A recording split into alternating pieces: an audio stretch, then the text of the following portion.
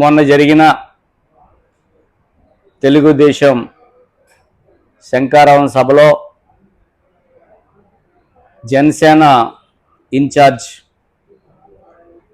అనుశ్రీ సత్యనారాయణ గారు గౌరవ పార్లమెంట్ సభ్యులు మార్గాని భరతరామ్ గారిని కనీసము గౌరవం లేకుండా మరి దరిద్రపు గుట్టోడనే పదాన్ని వాడడం మరి అది ఎంతవరకు న్యాయమో ఆలోచన చేయమని అడుగుతా ఉన్నాను.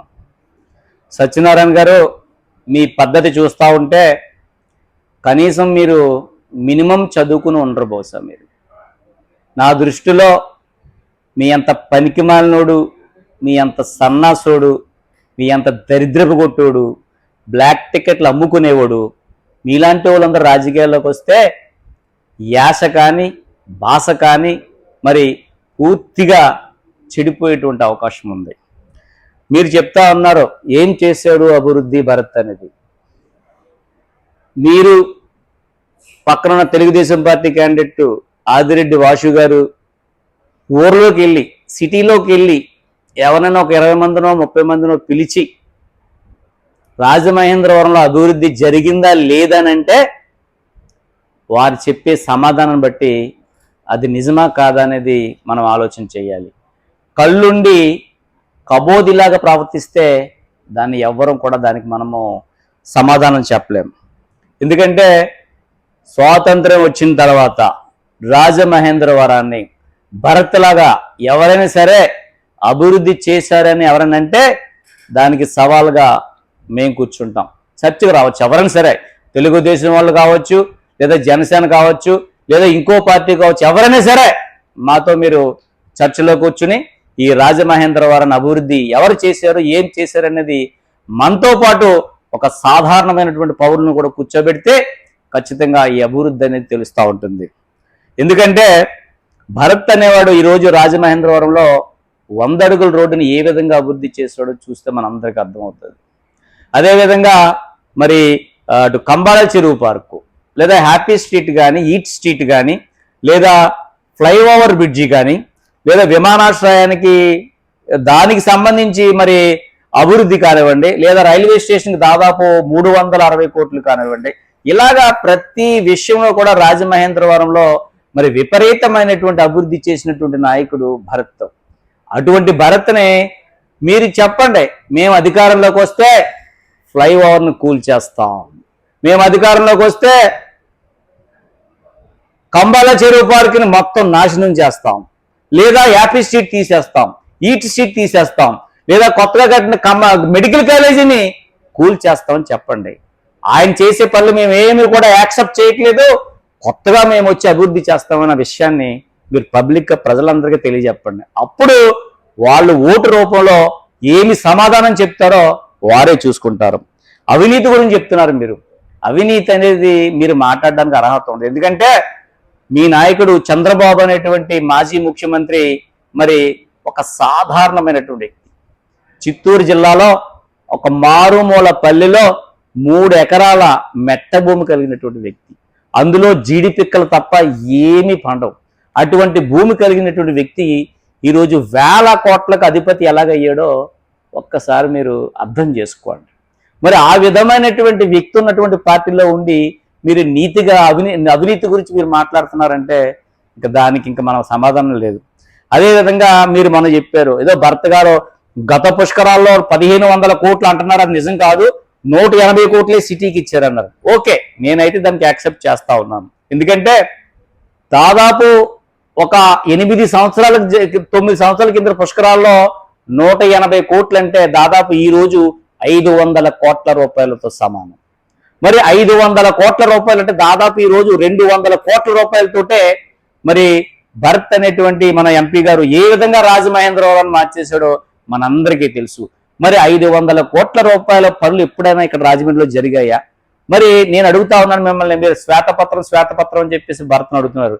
మరి ఈ 180 కోట్లు 2015లో జరిగినటువంటి పుష్కరాల్లో జరిగినటువంటి 180 కోట్లకి మరి దాని పనులకు సంబంధించి అప్పుడు తెలుగుదేశం పార్టీ ఉంది కాబట్టి దానికి సంబంధించినటువంటి శ్వేతపత్రాన్ని మీరు ప్రకటించగలరా అని నేను సవాల్ చేసి అడుగుతా ఉన్నాను. మీ దగ్గర సమాధానాలు ఉండవు. అదేవిధంగా మీరు వాలంటీర్ వ్యవస్థ గురించి మాట్లాడుతూ ఉన్నారు. ఎందుకంటే వాలంటీర్ వ్యవస్థ అనేది జగన్మోహన్ రెడ్డి గారి మదిలో మెదిలినటువంటి ఆలోచన. మీరు ఏమన్నారు మన వరకు, దాదాపు 2 సంవత్సరాల కింద వరకునే వాలంటీర్ వ్యవస్థను రద్దు చేస్తానన్నారు మీరు. ఈ రోజు ఏమంటున్నారు మీరు?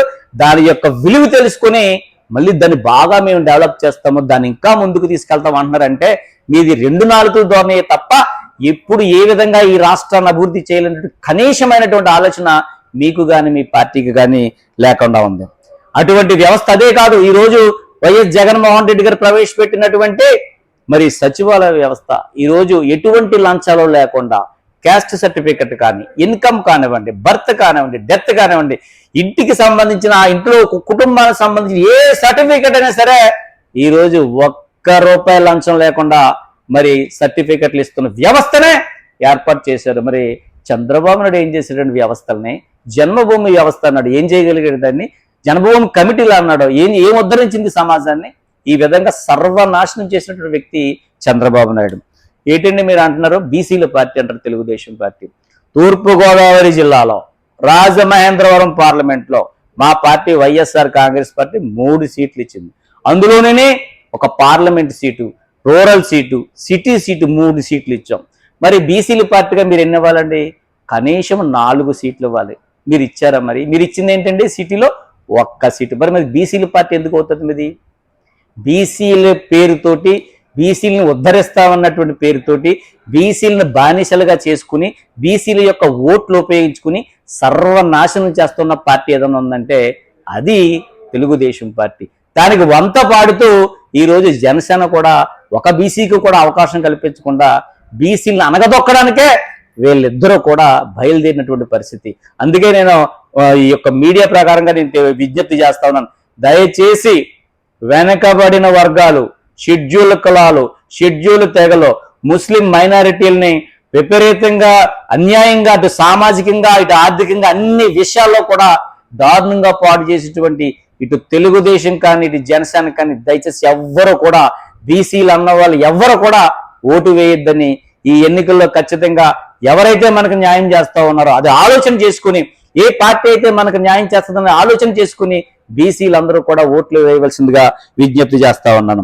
అదేవిధంగా మరి ఈరోజు నేను ఒకటే అడుగుతున్నాను, లాస్ట్ సవాల్ విసురుతున్నాను తెలుగుదేశం పార్టీ వాళ్ళకి.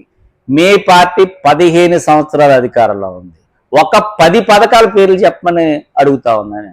ధైర్యంగా మీ చంద్రబాబు నాయుడు 15 సంవత్సరాలు పరిపాలన చేసినోడు ఒక 10 పథకాల పేర్లు చెప్పండి. మమ్మల్ని చెప్పమంటే బ్రహ్మాండంగా చెప్తాం. మేము చెప్తాం, YSR Congress party fees reimbursement చేసింది, ఉచిత విద్యుత్ ఇచ్చింది, అదేవిధంగా ఆరోగ్యశ్రీ పెట్టింది, అదేవిధంగా అమ్మఒడి పెట్టింది, అలాగే చేయూత పెట్టింది, ఆసరా పెట్టింది, దాంతోపాటు విద్యా దీవెన, వసతి దీవెన, ఇలాగా ఎన్నో సంక్షేమ కార్యక్రమాలు పెట్టి ఈరోజు పేద ప్రజల గుండెల్లోకి వెళ్ళిన నాయకుడు ఈ దేశంలో ఎవరైనా ఉన్నారంటే అది వైఎస్ జగన్మోహన్ రెడ్డి గారు. ఇంకా తెలుగుదేశం అంటారేంటండి? తెలుగుదేశం పార్టీ ఎప్పుడూ పోయింది. తెలుగుదేశం పార్టీకి నిజంగా అంత బలము అంత దమ్ముంటే సింగిల్ గానే వైఎస్ఆర్ పార్టీని ఎదుర్కొనేది. ఆ బలం లేక, ఆ శక్తి లేక, ఆ శక్తి ఉడికిపోయి ఈరోజు తెలుగుదేశం పార్టీ అటు బీజేపీని, ఇటు జనసేన, అటు కాంగ్రెస్ని, ఇటు కమ్యూనిస్టులని దేహి అనే ఈ తెలుగుదేశం పార్టీ చచ్చిపోయి వాళ్ళందరినీ కూడా బతిమలాడుకుని ఆ బీజేపీ లాంటి వాళ్ళని కూడా ఢిల్లీ వెళ్ళి అక్కడ కాళ్ళ మొక్కి ఈరోజు పొత్తులు పెట్టుకుని ఒంటరిగా పోరాటం చేస్తున్న జగన్మోహన్ రెడ్డి మీదకి వస్తా ఉన్నారు. సింహం సింగిల్ గానే వస్తుంది, జగన్మోహన్ రెడ్డి సింహం లాంటాడు.